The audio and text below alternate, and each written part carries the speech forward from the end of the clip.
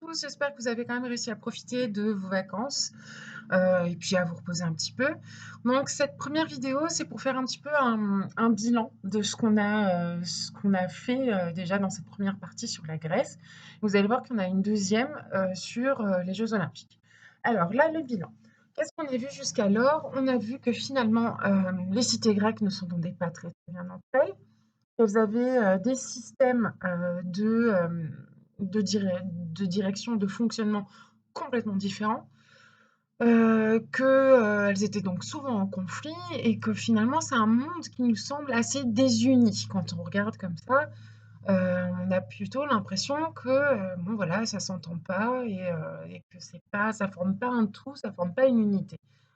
Finalement là, quand vous avez travaillé sur les héros et sur les dieux, là, on se rend compte de l'inverse. On se rend compte que tous ces Grecs, qu'ils soient issus d'une colonie grecque comme Marseille, comme Syracuse, qu'ils soient plutôt en Asie mineure ou qu'ils soient plutôt dans le Péloponnèse, finalement, ils ont une culture commune. Cette culture commune, vous la retrouvez dans les mythes, c'est-à-dire en fait des récits légendaires. Donc des récits légendaires de héros. Donc, des héros, c'est soit des êtres humains complètement, soit des demi-dieux, comme Héraclès par exemple, ou des dieux, tout simplement. Donc, tous les Grecs croient en ces dieux, en ces héros. Alors après, vous avez des préférences selon les villes. Par exemple, évidemment, à Athènes, la déesse protectrice de la ville, c'est Athéna. D'accord. À Olympie, le dieu protecteur, ce sera Zeus. À Delphes, ce sera Apollon. D'accord. À Corinthe, c'est Poséidon.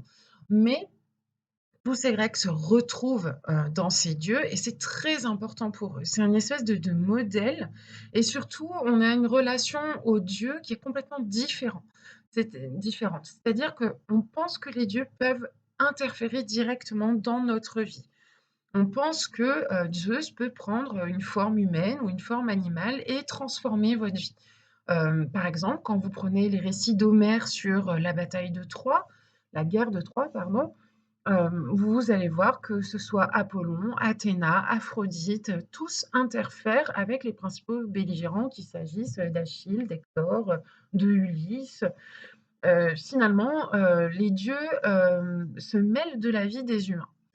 Donc, ça forge l'unité du monde grec. D'accord? Donc, vous avez à la fois cette culture homérique, donc du mot Homère, d'accord, de l'écrivain, la langue aussi, tout simplement grecque, qui forme un socle commun entre tous ces habitants de ce monde si vaste.